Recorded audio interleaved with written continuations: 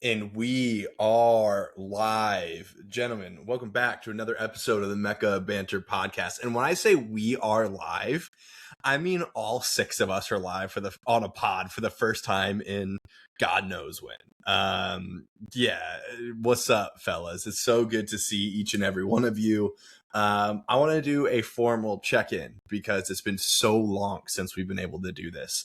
I'm going to start off with Bucci Man. Bucci Man, how are you today, big dog? I'm great, fellas. Got a nice nap in. Got called out of work early. It was a great day. Happy to be here with all of you. And Liverpool won, so I'm in good spirits this weekend. Yeah, for our St. Louis listeners, hope everyone was safe today in the biggest storm we've ever seen come through St. Louis. Glad that we all took off of work and took off of school and daycare for that to happen. Lucas Winkleman, rocking the FIFA 2026 World Cup hat? How are you doing? This is a Mrs. Winks found it at probably a Marshall's or something special and just randomly got it for me. I was like, I feel like I wear the same stuff on every pod, so just mixing it up today. But no, it's similar to Butchie. Work from home day, so I was still working all day. But the Gooners took 3 points this weekend, which was much needed and long overdue. So I'm very happy boy. Yeah, man. Happy to have you, and shout out Mama Winks. One time. She'll always be great to me. Nick Hayflinger, Chelsea boy. What's good, baby? Rocking the Mecca hoodie. Yeah, dude. The Yes, merch. sir. Absolutely. This is still my favorite hoodie by far, not even close. I'm doing great, Hen. I'm happy to see all of you. I will say I do have a bone to pick with every single one of you because we showed up for the pod, all six of us, but we had to cancel our Sunday night Mecca of Banter Footy League because we couldn't get anyone to come out to those games. I know it's At a late 9 one. p.m. on a I know Sunday it's a late one. Too late. Too late. I would love Too late. some activity from the fellas in the future. I feel like we're slacking on the rep when it comes to the Mecca League.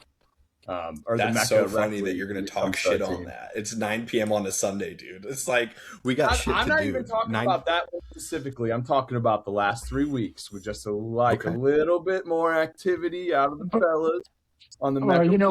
But you couldn't make it. He had to do his laundry for 12 hours. He was unpacking his boxes for moving in He 8 was months ago. staring at the washer as it turned around. Listening to Dermot I Kennedy. will say just calling it a night. I always vibe check Butch every week. I'll send him what's the chance, and consistently he tells me 0. So at least he's honest. 0%. I'm dying, bro. My favorite thing is though, is like before every session though, Butch is like, I'm in for the session. Yeah. Every single one, without a doubt. And then it comes to game time and he's like, sorry, can't do it. Laundry for 12 hours. It's been a busy week. Damn. But besides that, I'm pumped to be here talking with you boys. I'm also pumped that the rat is out of my club. I think this is the first time I've been on the pod Garnacho? since we've talked about Liam being Cucurella?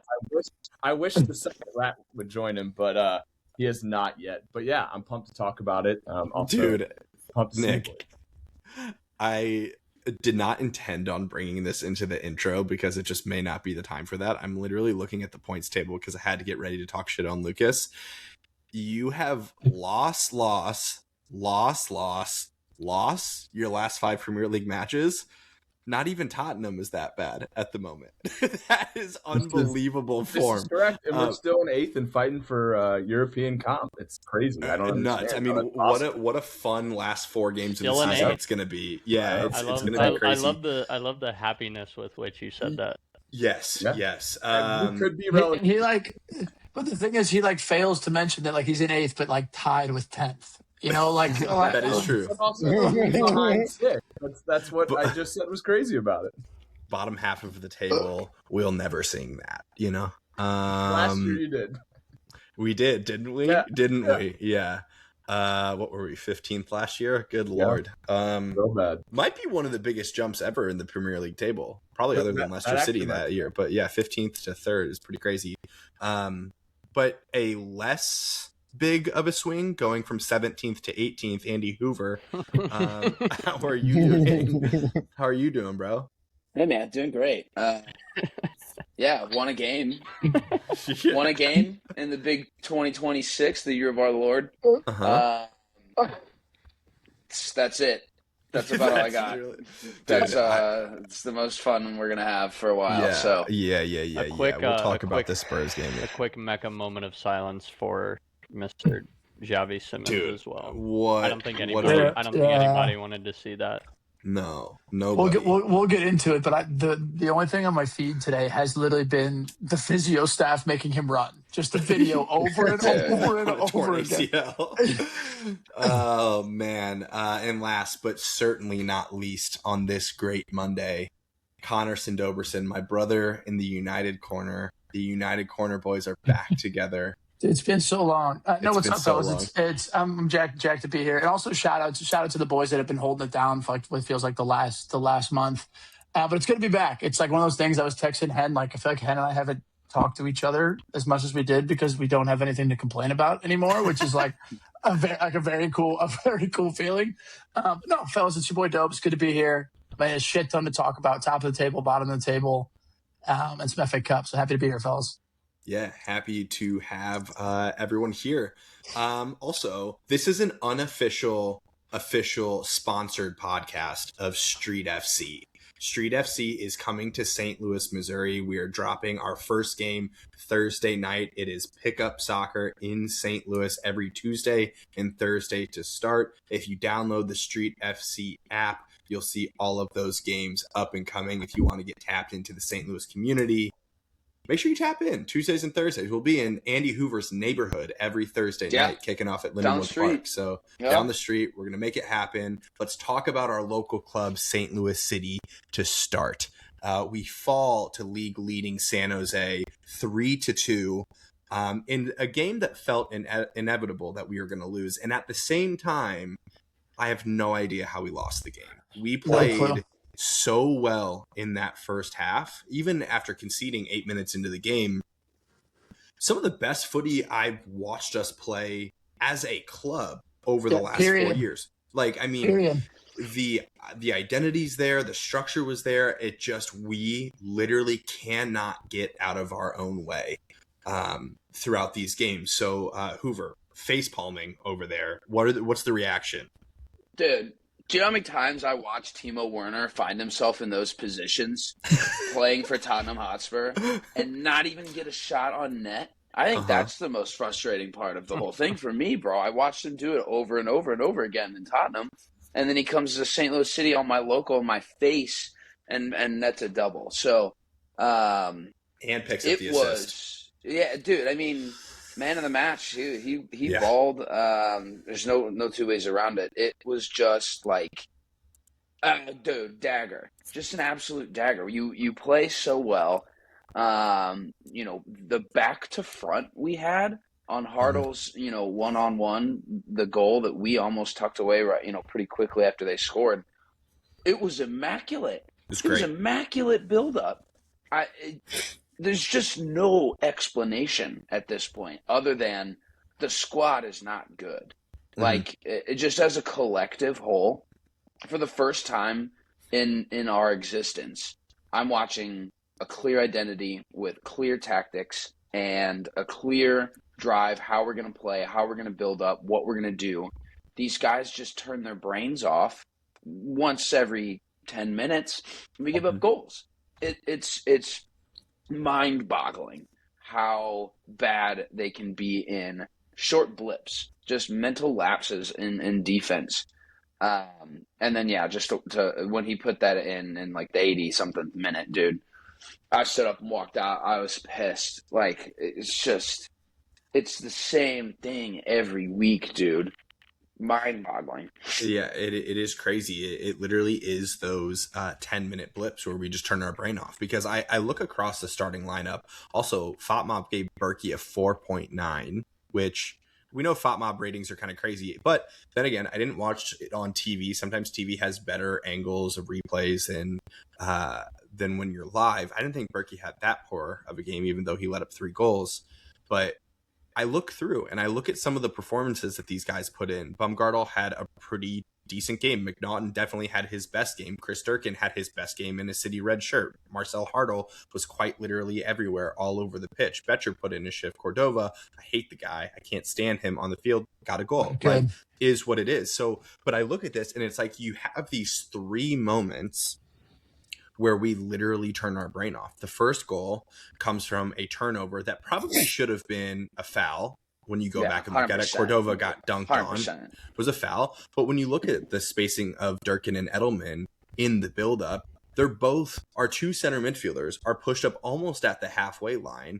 If anything other than winning the ball happens there, we're transitioning on a 3-on-3, and that's never a good point. So that makes no sense. And then you give up a penalty again, Conrad Vollum, which is now the second or third penalty you've given up by just diving in. Makes no sense. You don't even need to make the tackle there.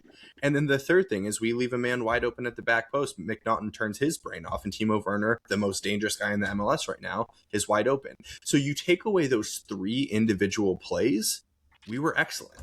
We were so good all game, and it's beyond me. I literally wrote down in my notes, we played really well, we just suck. Yeah, I think the thing is when you watch us, though, it's like we're a team that lacks leadership. Like we don't have well, it's like you Berkey is obviously the most experienced player, like in the whole squad. But then again, he spends 90% of the game 60, 70 yards away from the ball. Mm-hmm. And I think it's one of those things where Berkey, if you look at the first goal, Berkey clears the ball, and then it was just like everybody in the field shut off. We lost the first header. Center backs didn't slide out. They should have been 10 to 15 yards farther out than they were. All of a sudden, the ball's in on goal, and we concede.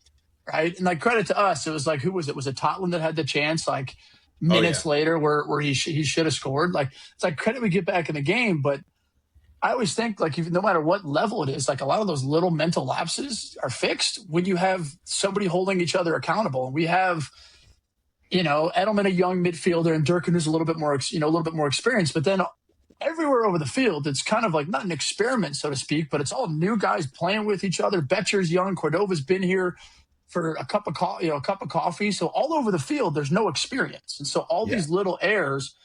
Like for me, it stems from that. And it's like, too, it's like we said it, you guys were texting before the game. It's like we lost 4-1 last game. And I was kind of confident going in this game because I actually thought we played well. Yep. And it was just the same story over again today. It was like, if you look at even just the statistics, we played good enough to win this game. It was literally just 3 mental errors of inexperience that just cost us. And I think that's the most frustrating because like, and you said it was like, there was some spells with the ball on the ground where it's like, we actually looked like a team that could play a little bit of footy, not just a kick and run. But we lack some experience, and then I also think we just lack some creativity in the final third. We're so reliant on Hartl; it's not even funny. We're so reliant on him, and we don't even give him a shot to do anything else. And don't get me wrong, like there are some pretty great plays from Betcher, from Cordova, and from Hartl across the line. Totland, if he had any bit of a left foot, he could have had 2 in the first half alone if he just pulled the trigger. Second half, he did try to pull the trigger left-footed. He just isn't the guy. But, I mean, he put in a great shift. I mean, how many times have we been begging out for Thomas Totland to play? But there is something, yes, the roster construction is what it is. I feel like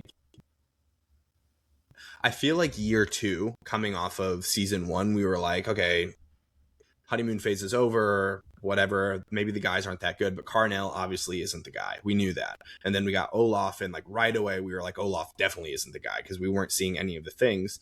Statistically speaking, DeMay has had a worse start to the season than any of our previous coaches, but I feel entirely different about him than I have about anyone else because I think as a fan base, we are just accepting that like the roster just quite simply isn't good enough, period. Like you have, kind of stopgaps along the way, but at the same time, DeMay's not helping himself. All over the field. It's all over the field with stopgaps, in my opinion. I mean, DeMay also isn't helping himself, and that's what I don't understand because, like, I look at some of these errors that were made. Polvara, I mean, when we gave up our third goal, Polvara got spun twice in a row, the same exact play, long ball to that right winger, ball bounces once, and then he just spins him. First time he got a little bit lucky because it went out of bounds, and then quite literally the very next time the ball went to the right winger, same exact thing, and he just got done by. I just can't understand why you would do that, but he's a center midfielder. He is not a center back. And it makes you wonder, why do we go out and spend all this money on both of the falls, Mbake fall and Falu fall, if neither one of them are going to see the field? We're playing Lucas McNaughton, who, like I said earlier, had his best game in City Red, but we're playing him, who is an injury-ridden older center back that has made his way through the league, and we signed him literally just as a depth body. We're playing him over our marquee center back signing, which is Mbake fall. Unless he's not really that guy, I don't understand why Demay's making the substitution choices that he's making. We waited till the 70th minute to make any change, and then we don't bring Leuven on till the 81st. Like, what are we doing? And it's been every game, dude. His in-game management, and he said, there was an interview, he said, I'm not going to make subs just for the sake of making subs. Brother, that's not why you're making subs. You're making subs because you see something's off or someone doesn't have the legs to continue on. You make subs proactively. You don't make subs reactively, and everything he's done has been in 100% reactive fashion. Yes. And not bringing Leuven on earlier in this game is a sackable offense. Yep. Like, for one, everyone wanted to see him. He played away on plastic turf in Seattle for 15 minutes or so. Well, he didn't have more than that this time around either. Like, the reluctance in making game-changing decisions is mind-boggling. You can do everything you want up until game time to get these boys ready to go, and he has. We've got this system. We've got this style. But it's just as important how you react in game to go out and try and win it or stop goals from coming in. And if you're telling me that Polvera and McNaughton and Orozco and Baumgartel are all better than Mbake and Falu, I just am not seeing it. Like, we're giving up these mental lapses. We're losing these games on these moments, individual moments of Polvera getting spun or whatever have you. You're telling me there's not a slot for him to move someone in? We're not going to give them a chance and maybe just see for ourselves? Like, it's just the whole thing, dude. It is interesting, too. And, we don't need to – well, actually, fuck it. We'll talk about this as long as we need to talk about it. But, like, I think one of the things that will just be interesting is there's, like, all the pressure in the entire world for Carolyn Kindle and co. to sack Diego – whatever his last name is, don't even care what his last name is, to get him out of the club in terms of his strategy of the overall, the strategy of the overall way the club is run. But like we are going to see movement in the summer for a fact. We know that Cordova's contract will come to an end in June. Teuchert's contract will come to an end in June. I do not see either one of those contracts being extended. I have to imagine that it might be like Yarrow on his way out or Hebert on his way out. Neither of those guys even see the field and they're taking up roster spots. I have to imagine that we're bringing in some sort of attacking talent, but it is going to be weird. I see all the like city aggregators, talking about like the strength of schedule that we've had through the first 6 games or whatever it is, which is true. We've played against some of the best teams in the league. But we're already so far behind. I don't know if I see it getting any better for this season. I don't know if the playoff spot is even in our doability, but man, I am going to chant and yell like hell every single week, cheering our boys on, trying to make it happen. I just hope Demay starts making some different decisions going forward. He's got to do it, and out of the horse's mouth, Carolyn Kendall said, "We are a playoff team, and we need to be a playoff team." Then go and do it. Yep. Then go and put your money where your mouth is. Bring in players that give this guy, who I understand a little bit of hesitancy, real first-team managerial job. You're not going to go out and spend a ton of money on a guy who was a little bit of an experimental go. So now we're seeing it. All right, now we've got it. Now you get some pieces in, dude. It's just not that difficult. Like, you shoot yourselves in the foot off the beginning of the year with this Klaus transfer. And good money, I think, given what we were able to get out of him. But then you don't wait that long to make that move without having a backup plan. Our backup plan was Cordoba, who, whatever club he's been to, his fans do not like him. The fans of those teams do not like Cordoba. pretty evident that we've seen that. I'm on Twitter enough to know that.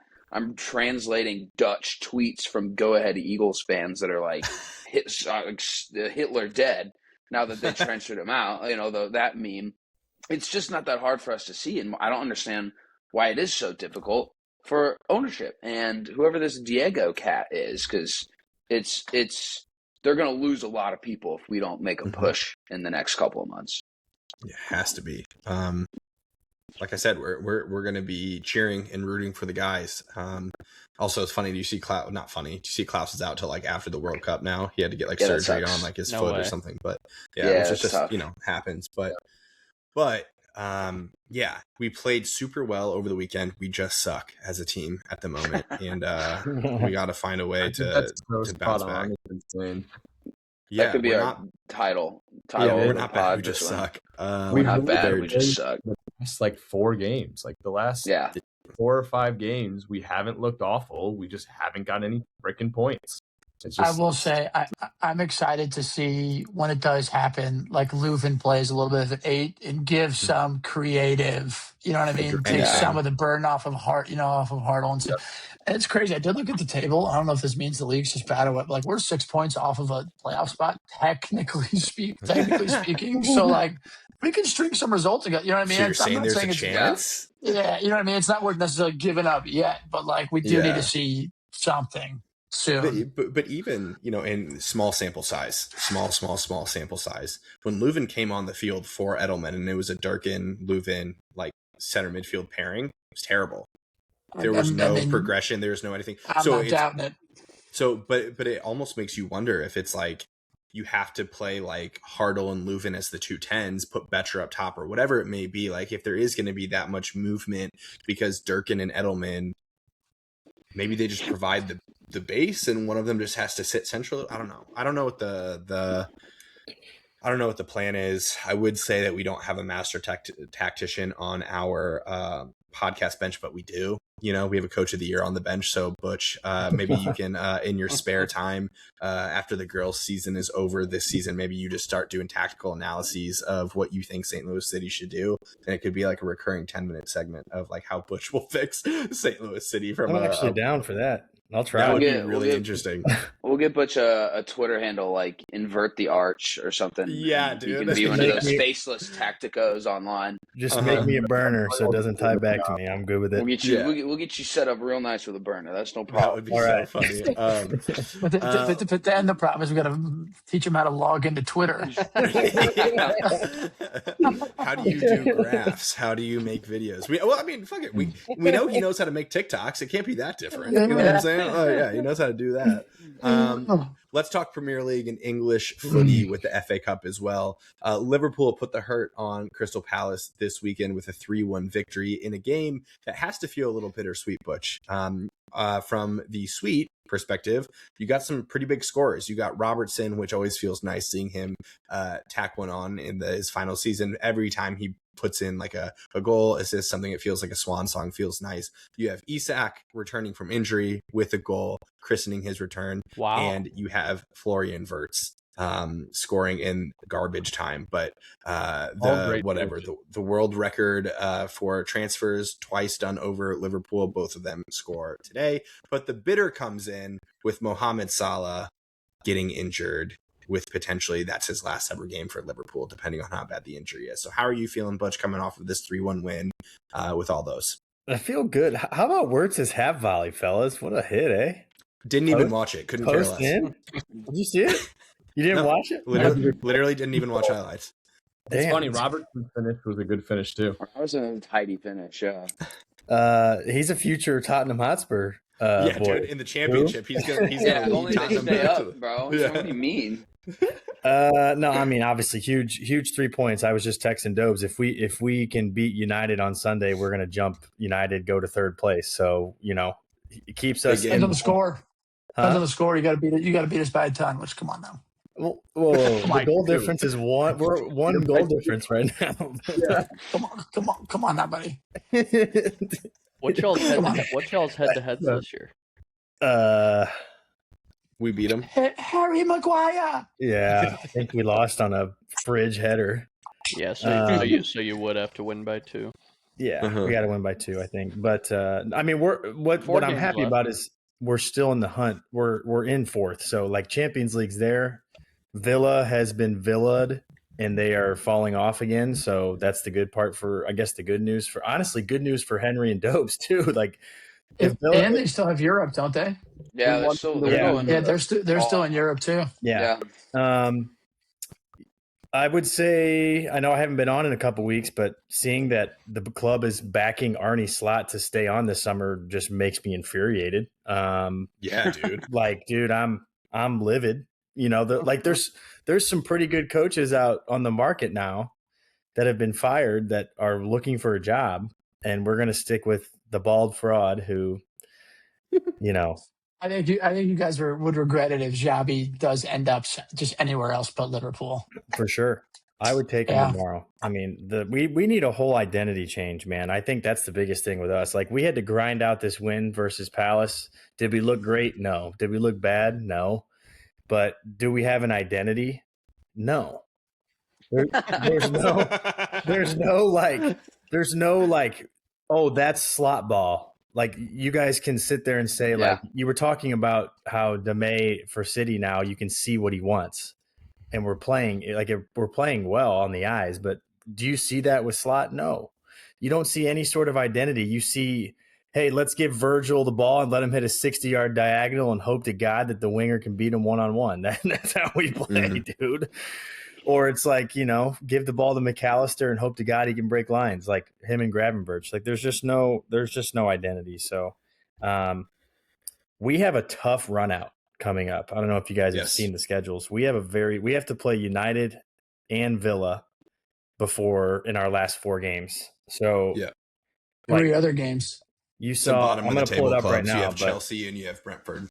Yeah, you talk about like pressure on. You got Chelsea, United, Villa, Brentford. Like, that is no joke. That might be the hardest 4 games. It's no joke. So I'm gonna hope to God that we can grind out the rest of the year, these 4 games, get top 4, and just get Champions League, and I'll be happy with Champions League. But obviously, it's been a huge disappointment. It's 5th place too. Is a Champions League spot. Yeah. Yeah. So I think it's there. It's just more like, I'm not very happy with, as Dobes has said many times, it's been the worst title defense in the history of title defenses. So, we're here though. We're here. So and willing to participate. And I'm sad about Salah, but at the same time, I've been saying Salah out since November. So I mean, it's time to go.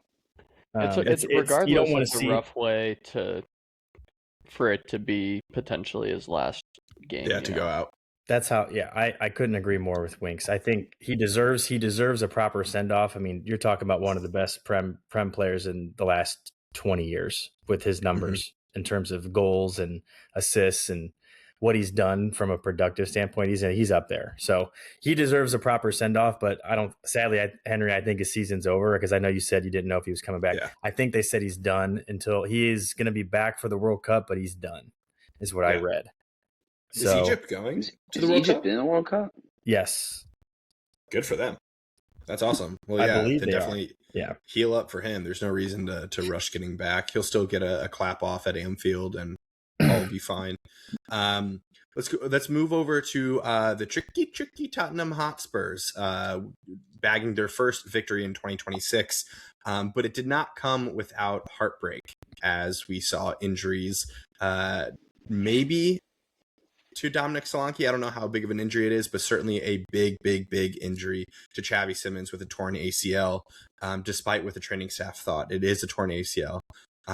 So again, talk about bittersweet. You have a victory, but it all comes with a big asterisk, considering West Ham's result as well. Yeah, the Ange quote just lives rent free in all of Spurs fandom. Every time you think there's a light at the end of the tunnel, it's just another train. So that it's very much so the case. Yeah, man. I don't know. You just had to enjoy what I don't have anything to root for. Like we're pretty much going down as far as I'm concerned. But you're absolutely going down if you don't beat Wolves away, already relegated. Like just mathematically, you're not saving those points. So honestly, I just tried to enjoy it a little bit. I was a generational anxiety watch for sure. I was pacing my living room. I was screaming at the TV. I was on that last foul when Kinski had to make a save 25 yards out on a free kick, dude. I was on my knees in my living room, and when he makes the save, I just collapse onto the floor. But it was it was good to see some fight. It was good to see De Zerbi be excited about something. But yeah, it's still pretty bleak. West Ham wins on a late one against Everton. Everybody else is just rolling over for Forest and West Ham except us, which is hilarious. I want to bring up the tweet that Dobe sent earlier, which is Leeds, West Ham, and Forest have a combined 1 defeat in their last 15 games. That's what Tottenham's up against right now. Prime Barca 2008 tiki taka out of the relegation candidates right now. And Spurs can't buy a goal or a result. So yeah, it pretty much feels like it's done. But until the fat lady sings mathematically, then you got something to play for. So, just go for it. Say, dude, in this game, like I know Wolves is already relegated. I love watching both Andre and João Gomez play footy because those two players are so fucking good. Like they're awesome. Nothing. They have nothing around them, and like they still make Wolves look competent. Mm-hmm. Yeah, they were players. Really good too. Yeah, I could complain more about refereeing decisions again, but I'm not going to. Was a handball. Was a handball if you're talking West Ham game. Was a handball. Oh, that's a nailed on handball. Frankly, I don't know. I have absolutely no idea what the decision is in that. I was team no red on the 2-footed tackle of Basuma, but we've seen him called, bro. He left the ground with 2 feet up, and he did not make clear connection with anything higher than an ankle, in my opinion. But he was going in hot, 2 feet up. It just feels like that's the type of thing that comes around and has been against Tottenham all year. And it's like, the injuries, we've had the worst injury crisis I think in the history of this league. And we've had the worst refereeing decisions go against us. There's been like 3 individual events where the PGMOL comes out the week after and says that they got it wrong against a call that that went against Spurs. But we're still just shit. So it's like on one hand, I can feel pretty bad about the things that have happened, but on the other, it's like, well, it's kind of the squad that we were set up with, and these 2 fools who, they can all go to prison with Diego Gigliani, as far as I'm concerned, because they are just as negligent as him. They have no idea what they're doing, and they're all Arsenal fans. So it's just sackable offense after sackable offense. But yeah, I guess we're gonna burn it all down and take a year off in the championship. I already paid for Paramount Plus, so that's good. I'll be able to catch those games and all of ours. Yeah, I was thinking about this. I'm probably not playing Fantasy Premier League next year. I don't have it in me. I'm nervous about my spot on this podcast. Championship corner. Every week, you forget we had Shauno for a while on the pod. Yeah. When he was on. I was going to say, to be fair, I think they were in the prime. It'll be good to have a different perspective, though. Yeah. One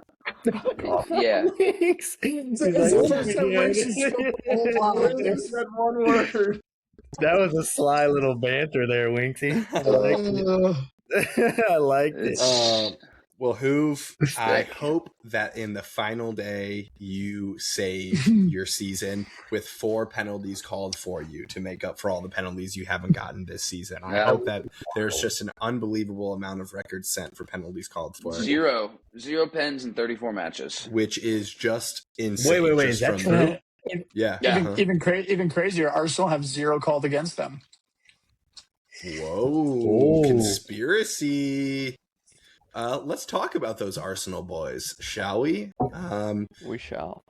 I don't want to say a convincing win because I don't believe that it was that, but a 1-0 win, and that's what's important against Newcastle. But also, I guess bittersweet is just one of the themes of this weekend, I suppose, because Kai Havertz goes down with another injury, and he has played some meaningful minutes for you all. And I don't know the extent of it. I haven't looked into it. I'd rather do a lot of things other than looking up any Arsenal news ever. But he's played some meaningful minutes for you all over the last couple of weeks and had some pretty big return on those minutes as well. So I have to imagine that there might be a little bit of nervousness heading into the Champions Leagues and the rest of the season without your starting striker. Yeah, I mean, he goes off in the 30th minute or something like that, and then as a, potentially carrying something into this week's Champions League game, both are slightly nerve-wracking for sure. Knowing Havertz's impact and minutes this last half season, kind of since he's been back from injury, but it's even more worrisome knowing that we're definitely not putting Gabby Jesus in against Atletico, and that means that it's all on Gyökeres, which is for sure a scary thought. Didn't think you'd be saying that at the beginning of the season, huh? Did we see Carragher? Someone pulled a clip back from the beginning of the season, and Carragher was like, Arsenal, he's like, I've always said, it's just we need the striker. We just need to bring the striker in. He's like, I think whoever they go out, big money, get a striker in. I think Kai Havertz comes in and takes the spot back. And it was like, damn, yeah, good for him. Ball knowledge. He nailed that one. I mean, we've talked about it so many times, whether it's with Joker or whether it's with Havertz in this situation or others. Unfortunately, sometimes our teams just need to spend way too much money on a player to get the guy that's in that starting role to just kick it into another gear. Some of these guys get too complacent, knowing that they have the starting role locked down. So thankfully we didn't spend over 100 mil. Dude, this says that since Kai Havertz was back, that you lost 4 games from 6, and when Kai Havertz was out, you lost 3 all season. I don't know what I'm missing. We're just here defending Kai, and I'm literally reading this from the Well Beast on Twitter saying since he's been back, it's been their worst run. They've lost 4 of 6. Before that, we had lost 3 all season before he returned to the starting 11. That's crazy. Yeah, that's what I'm saying. It's because Griff's been the same way as wanting Havertz because Gyökeres hasn't been performing, but then it's Havertz has played and they statistically have been on their worst run all season.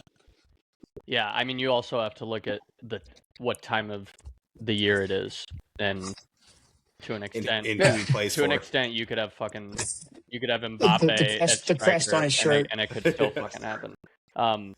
No, but yeah, that game was, I think, equal parts nerve-wracking and completely on brand for us, unfortunately, this time of year. I mean that in, the most passionate way possible, but 3 points was extremely important here, especially knowing that Chelsea wasn't going to do us any favors against City. Ahead, even though we're a game in hand right now, was important. And, I've said it before, how important it is to grind out these dirty ones. I would say every title winner has learned to win ugly over the course of the season at some point. Us this season more than most have won ugly. And I think Saturday was, for lack of a better word, a masterclass in winning very, very ugly. Eze's goal was beautiful, and I think I was just gonna say you got to talk about that. Yeah, it was from a set piece technically, but I think that style of set piece goal showed a little bit of diversity in our ability to score off of set pieces, not just putting it in the air across the box, but Dude, the progression was cool too. I don't know if you saw the 3 in a row. There was 3 of the same type of corner, and then that was the third variation. It's nice to know that we have that in our pocket, and I think it was just a very intelligent. That was the most beautiful piece of football we played that entire game, and obviously it had to be because it led to the goal. But it's nice to have something like that in our pocket. It wasn't a deflection or a lucky ricochet or just one of our guys, jumping higher than the rest and putting a header on net. But Odegaard's dummy run there had most of the Newcastle defense fighting, and Madueke finding Havertz sort of in that channel and laying it off to Eze was something I'd like to see more of in open play. But beautiful finish, clinical, and that was also the goal that secured us the all-time single season record for goals from corner kicks. Excuse me. So we're gonna hang. That's awesome, we're gonna hang That's that. really good. Yeah, we're gonna never sing that. We're gonna hang that shit up for sure. Dude, every time they throw that wank Nicholas Jover on screen, I want to throw something at the TV. It's the worst, dude. It's the worst. That guy, bro. He's more of an important coach than Arteta, dude. Like they show it more. He's the worst. Oh, it's like, don't get me wrong. Credit that he's good at what he does, for real. But at the same 100%. Time, you don't gotta. They show him like 20 times a game, dude. He fucking deserves it. If you were in that position, leading a Premier League team to be so uber successful in one part of the game that's literally your only job, would you not think you deserve to be shown every time it happens? Give me him or Arteta then. Give me one of them. Give me him more than Arteta then. I think you got to give him both because that fucker hired him. I bet you he gets a starting job in the future. Yeah, but you think there are many ways to act in that regard. Does anyone in here know the name of Brentford's coach? No. Andrews, Keith Andrews. Yeah, do you know what he did right before being Brentford's coach? He was a throw-in coach or something? Set piece coach. For Brentford, yeah, and no one knows who he is because that is how set piece coaches normally operate. When they're bang average, I guess. I don't know. I'm just saying. Thomas Frank. Yeah, real life. Real life. Well, Arsenal has a tough road ahead, not only with the end of the Premier League, but also midweek against Atletico Madrid. Many people. See, this isn't me. I think we have one of the easier roads. Knock on some fucking wood because we're going to Arsenal the shit out of it. Remember who you are. But we have Burnley, Fulham, West Ham, and Crystal Palace. Brother, I kid you not. I think that West Ham game is the hardest game left on your schedule. Yes. Going to West Ham when they you guys current form, we saw you lose to Southampton. Nobody's a walkover. They were a bogey team. I didn't say fucking that. I said that we have one of the easier strengths of schedules the rest of the season. But on top of that, West Ham was our bogey team last year too. One of them. I just think it's crazy because easy is not a word I would use, but very much winning outable. I want the field to open up and swallow both of those teams, and there just be no finish. That would be best case for me. I genuinely mean this with the parity in the Prem this year. I don't think anybody has an easy I don't think that anybody has an easy schedule. Like Fulham, as much they're in 10th, they're 3 points off of potentially being in 6th. You know what I mean? Like the table is so tight. Same with City though. City has an incredibly hard run in too, but after back-to-back games against Atletico Madrid and then having to go to West Ham, who is in desperation mode, Yeah, I mean, I think depending on what that result looks like, we'll learn whether winning the league is more important to us or making for damn sure Tottenham get relegated is more important to us. Yep. If West Ham wins. Both on the table. Yeah, both on the table. It's so funny. Yeah, it's so funny. Unfortunately, we can't have both in this situation, but one of those will I don't think that Arsenal has to win out to win the league. I don't either. City has Everton, who's in great form, Brentford, Chelsea, Bournemouth, who have haven't lost in 10. think then both Palace, and then at Villa, and then Villa to end this. Like that's insane It's too. hard. It's it's also Manchester City. Like they still to this day for the last fucking 7 years have just had a gear that it doesn't matter. Yeah. I cashed out this weekend when they went down 1-0 and then they scored 2 goals before the game was over. I was devastated, dude. That's like Dobes betting 101 is always betting them live. I know, Why dude. would you not double down on that? I panicked. I've been down so bad. I panicked bet to make some money, dude. Dude, call me crazy, but I think that the god of dark arts, Simeone, pulls this off. I genuinely think he pulls, and I'm not trying to troll you, Winks, but that motherfucker, dude, you know he's gonna park the biggest bus at the Emirates, and they're gonna win. Dude, he hasn't played his starters in 3 weeks in the league. That bus is gonna be a semi truck. Atletico, he went to the board and asked if he could do that, and they're like, "Yeah, fuck it, do whatever you want." And he's just gonna let him. Like the Wolves go. He has potential to be the terrorist game of all terrorist games. It's gonna be bad. This is gonna sound like banter, and I don't mean that is, but like credit to both Arsenal and City for like giving us a fucking insane. Like it could literally come down to goal differential. I was gonna say not just Arsenal and City, but when you look at the whole table, I mean, 14th to 6th is separated by 6 points. It's crazy.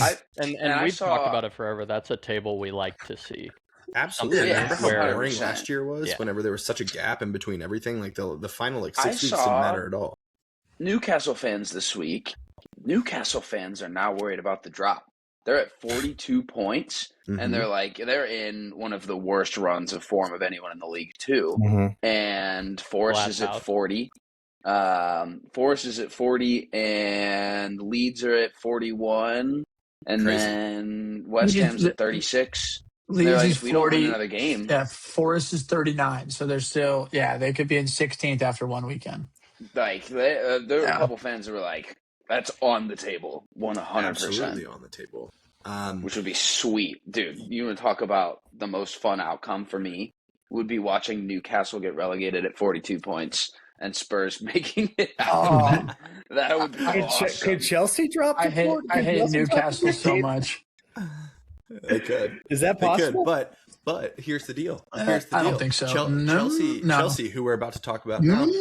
Chelsea found their manager, Senior Callum McFarlane or whatever his name is. He's the best manager that club has seen in 10 years. Same amount of FA Cup finals as Arteta. He's just a winner, and they come off of a 1-0 victory over Leeds United, courtesy of an Enzo Fernandez, Captain Enzo Fernandez, mind you, after he twerked for Madrid, back leading the line, back in the goals, 1-0 victory over Leeds. Nicky, it has to feel good in such a turbulent season, like we mentioned in the Premier League.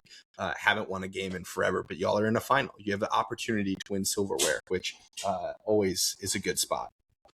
Yeah, I think it feels good, but also, the spot of the club is at one of the worst spots I think it's ever been since I've been a fan. That's undeniable. That's undeniable. Yeah. So, I'm happy that we're in the FA Cup final and we beat Leeds and we finally scored. But as far as the future of what I see our club becoming and where we're moving and the direction we're moving, by no means am I happy. I think this game and everything that's kind of happening outside of the game and what's happening around the club is a great example. I mean, we sack our coach. The next week we play in the FA Cup and we captain the person who that coach was in arguments publicly about some of his comments. So I just think that's wild that we would do that. But what do you make of Enzo? Well, I feel like he's an enigma. It's like all of a sudden I don't think he's great. He's annoying, but then he's linked to Madrid and City. I think I've said it a couple times on here. I absolutely love Enzo. I think he was one of those guys for us that he was one of the first big signings for us when we were absolutely shit. People forget when he was rank and we were in 12th and we were losing every weekend. Enzo Fernandez was the only bright spot whatsoever, and he kind of stuck it out for us for a while. Obviously, I didn't love his Real Madrid comments, but I think him being captain shows the level of talent he is, and also kind of how he's looked at in the club as far as experience goes. But then I also shows the lack of experience and leadership that we have in our club. And I think that's drastically missing right now. And I'm hoping that whoever we appoint at the end of the summer or during the summer as our coach has some experience, because obviously the trial run that we just did with Liam did not work. I think we went and tried to get a yes man, and he could not control a locker room. He doesn't have any experience whatsoever. You're telling me you're a player who's trying to find some source of motivation. We've lost our last 5 in the Prem. You're going to look at that dude in the locker room and be like, yeah, I want to fight for him. Like, no, I don't think that was happening at all. And I'm hoping maybe the new interim coach kind of sparks a little bit of fire in everyone, but I'm really intrigued to see who we go out and buy and bring in for our coach, because I think it's super important that we bring in some bit of experience, because right now our players don't have it. We're so young. Like we need something or someone to come in with experience behind it. I don't know all the ins and outs of this, but I do know the financial situation that Chelsea has suddenly found themselves in as well. Are we worried about like the club being liquidated? Because the numbers that they're throwing out, that it's the net spend of everything they're operating with, like, it's kind of damning. Oh yeah, yeah. Especially no European football if they don't clinch. Yeah, correct. I as much as they are damning, Hoove, unfortunately, the last couple of years I've seen some very damning numbers, and somehow they've gone away. So I'm creative kind of accounting. riding that one out. I wouldn't be shocked, like kind of what you're saying, if some sort of liquidation or big sale of a lot of big things in our club starts happening. I know the women's club, I think, was recently sold. I could be mistaken on that, but like, who knows? I think this end of our season this year is super important. I also think we have a lot of opportunity still. I think so. If Villa wins the Europa League, that means the 6th place team gets Champions League. So we're only 3 points off from, if that were to happen, into Champions League. Also, if we were to somehow pull a win out of the FA Cup and beat City in the final, we're then in Europa League. So I think there's still a lot of opportunity for us to get European competition. And I'm hoping that with the new manager, hopefully buzz to end the season, it'll kind of help. But as far as the state of the club as Chelsea goes, it's real shit. So, yeah, best case scenario for you all is that you win the FA Cup.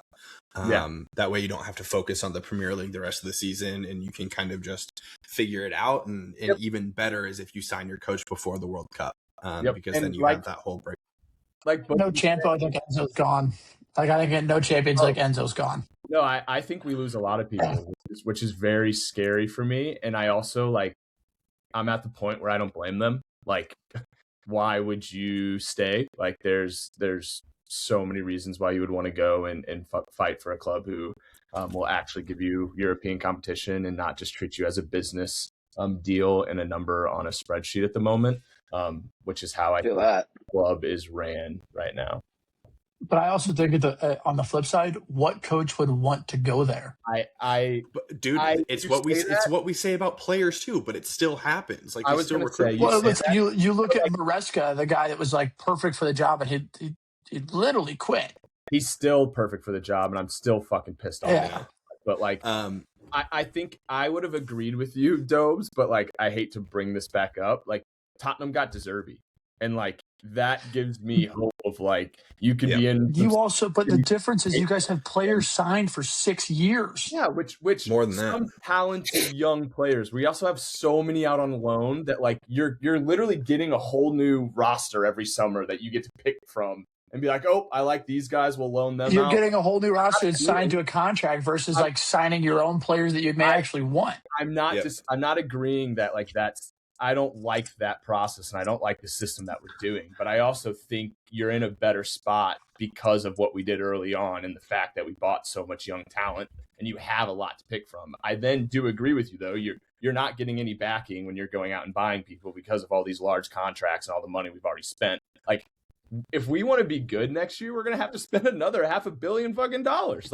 What is going on? We need a center back. We need it's so bad. It's really bad. I also one thing I want to say before moving on, because I could talk about Chelsea the entire time. Without João Pedro, I think we have the worst front three in the league. Yeah. I don't know about that one. I don't know if it's in the league, but certainly in the top 6. It's bad. And I think this Leeds game is what really showed that for me. Like, Garnacho was so miserable, and yet we were still able to be somewhat dangerous to this Leeds team. And I think a lot of it was literally because of João Pedro and him being somewhat of creative, not only being able to hold up the ball, but being able to beat a defender and find a pass. I really think he is the sole reason that we have anything going forward for our team right now. And I think without him, we look like absolute shit. And our last 5 games in the Prem kind of show that. And the fact that we haven't scored any fucking goals. Richarlison or Liam Delap? I would take Richarlison. Any day. 100 times out of 100. Delap belongs playing. Hold on a second. Okay, can we say something though? Hold on a second. When we first signed Delap, Dobes was all like, "Oh, I think he's a pretty good sign." Brother, you are 100% right, brother. We dodged a nuke. we dodged a nuclear bomb dropping directly in Old Trafford by not signing him, dude. He doesn't belong playing for Stoke City, dude. That's what I was just about to say, that Chelsea's board needs to have the plums. I'm talking plums. Bro, you took Delap from us, and you took Garnacho from us, bro. We owe you our lives, dude. They need to have the plums. Bro, they need to have the plums to say that Liam Delap belongs with Ipswich. Where's Ipswich? In the championship, brother. He does not even belong in this league, man. I like Mark Guiu over Liam Delap, and that's like insane. João Pedro is the only player on your roster in your front 3 that I would take at United. I agree. He's a baller. I 100% agree. And he's Pedro another Neto. One that if we don't figure it the fuck out. Dude. Bro, I watched Pedro Neto run the ball into the corner and pull it back to our fucking right back. I am so annoyed with him, dude. Does he have 2 red cards this year? 11 for 12 take-ons. My favorite. 0 goal contributions. Nick goes, I love him watching run to the corner and pull the ball back to our right back.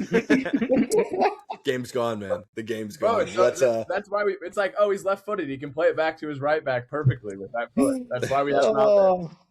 Bro, this says Liam Delap has not scored a goal in 20 matches. Garnacho has not scored a league goal in 6 months. Pedro Neto has not scored a goal in his last 9 matches. And Cole Palmer has 0 goals in his last 7 matches. Bro, I'm telling you, it's bad. Like, in this game, there was a moment when we were up 1-0, and obviously the caption says "World Champions." Bro, that's what happens when you're Chelsea. That's what happens when you find your manager on LinkedIn, bro. They're on LinkedIn. but they only had a handful of applicants to it too, so you only got. Oh man, there was a point when like.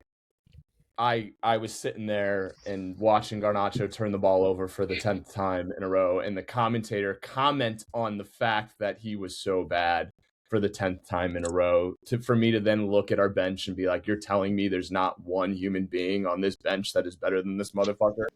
And our bench is quite literally like, we had Cole Palmer who came on the field. We had Santos and Delap, and then the rest, we had Teddy, Sharman Lowe.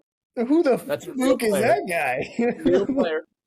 We then had Hato, Achimpong, Fofana, and Esugo, who are all defenders which and defensive for what it's minded. worth, right there is like 220 million of transfers. No, that is not. Dude, not Fofana, even close. Fofana was 80. 60. Fofana was 80. Esugo was 30.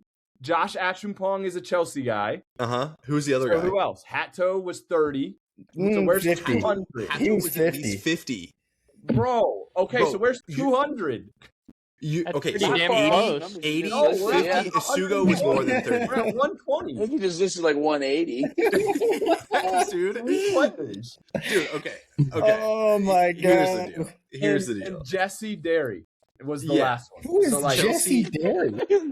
Chelsea is bad. Their management is bad. Their club is bad. They're a rotten football club. Well, that's coming from Henry, who is literally I don't hates pity Chelsea more you than at he all. likes United. No, he hates that- Arsenal more than anybody. I think Dude. Jake Line for that. No, dude, Henry every week talks more Chelsea than Arsenal.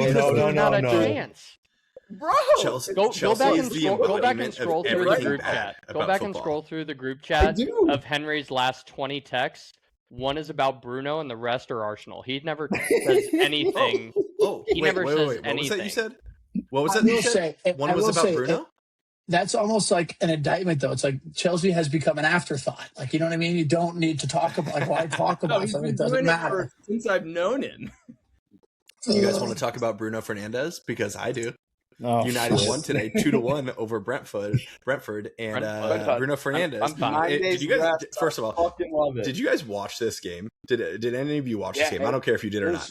It was a lot of fun. Second It was half, a lot of yeah, fun. took a nap. It was a lot of Good fun. game. Bruno Fernandes is not taking another shot on goal the rest of the season. That guy was passing inside the 18-yard box trying to get an assist to break this record, which was awesome. It was so funny. It was like when he got the assist for Šeško's goal, which was an amazing finish, by the way, like sitting the defender down, scoring top left.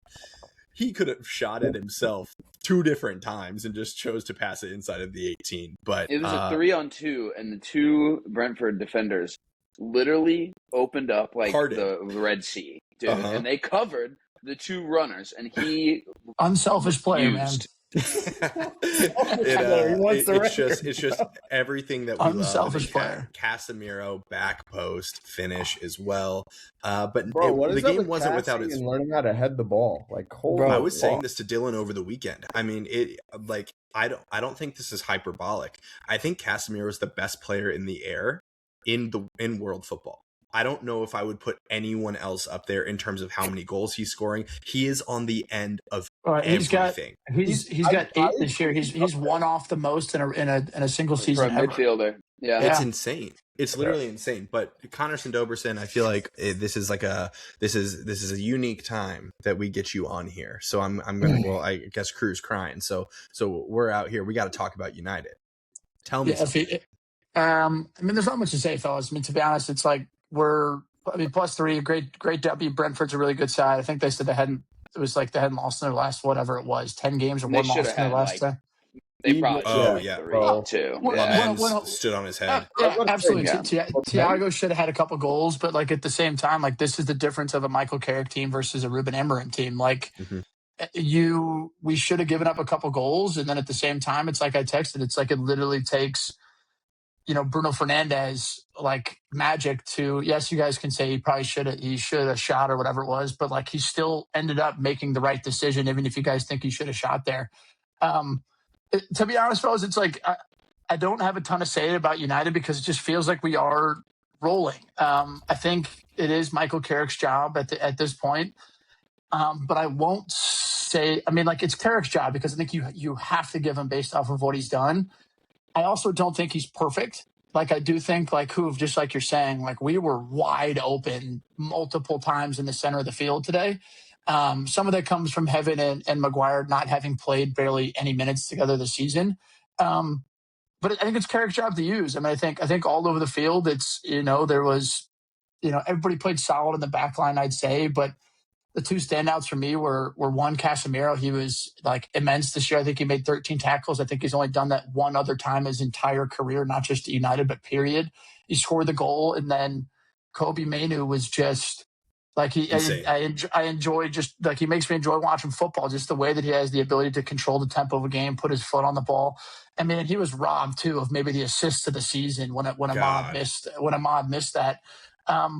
Šeško scored again. Bruno did his thing. Lemons was great. I will say that both Ahmad and Mbeumo have been a little bit lackluster for like this last month of the season without Cunha. But at the same time, it's like we're finding ways to win games, which I think at this time of the season is all that matters.